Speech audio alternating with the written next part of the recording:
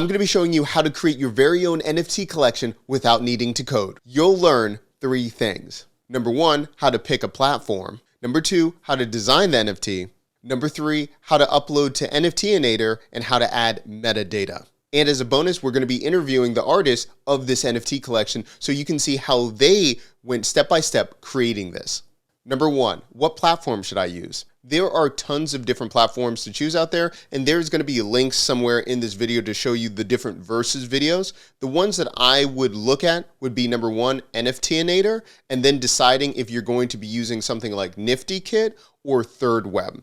I would use nft-inator because this allows you to upload your design styles and you can build out collections up to 10,000 or more of different NFTs. So there's no need to create each one individually over and over again, spending hours or hundreds or thousands of hours of this. You're going to have the base, and then the platform itself, nft-inator, takes that information and then allows you to randomize it and create the collection that you're looking for your NFT. In the past, there are ways to do this with coding where you're having an array and then it's doing it automatically, but you're telling the program to do it and you have to code out what exactly you're going to be doing. With nft-inator, that is all eliminated. You can do all of that and add the rarity of what you want for your collection with just a few clicks.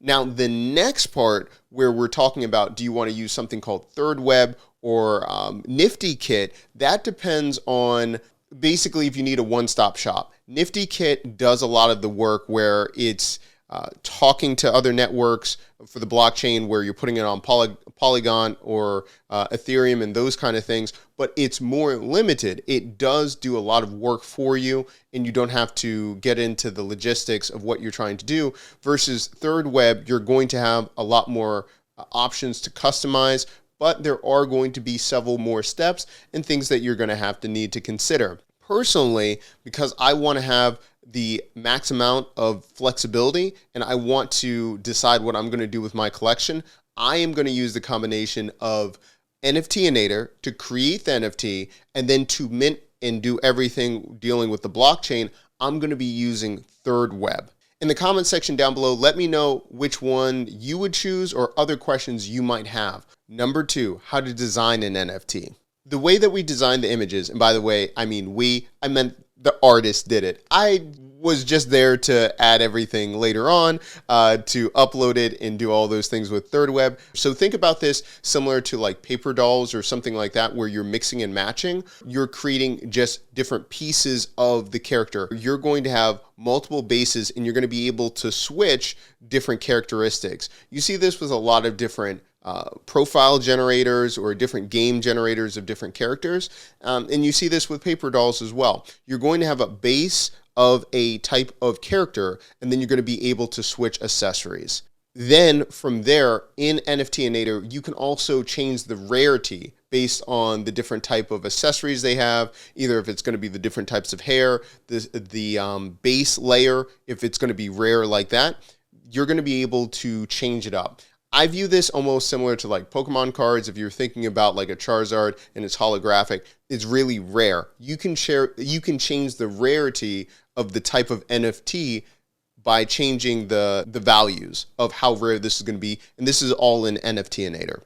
To get started, if you're using nft-inator, you can also go to the demo folder. This is found for the SpaceNext. You can download it and look at the layers or look at how they design the different folders to think about the project as well, which is super helpful. Remember, this is free. You can go in there, take a look, and remember, you're not using that as your base. Look at that as inspiration or a structure of how you would be designing your own NFT collection. Number 3, how to set important metadata. Now, bottom line, what is metadata? This allows the file or the work of art to be able to have characteristics or to have more details of the collection. For example, it allows you to know the rarity of different accessories. It allows you to know how many are in that collection. This is important because it allows people to understand if this is a rare NFT, is it more valuable? Are there a lot in stock? That allows you to really move the market, especially when it comes to the secondary market where people are putting this on OpenSea or trying to trade. This is important for you.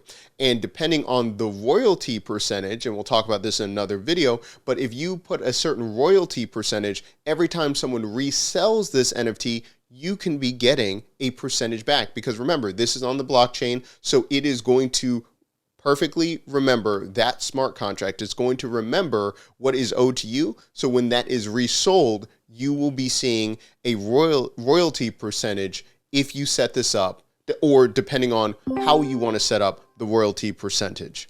More on that in another video.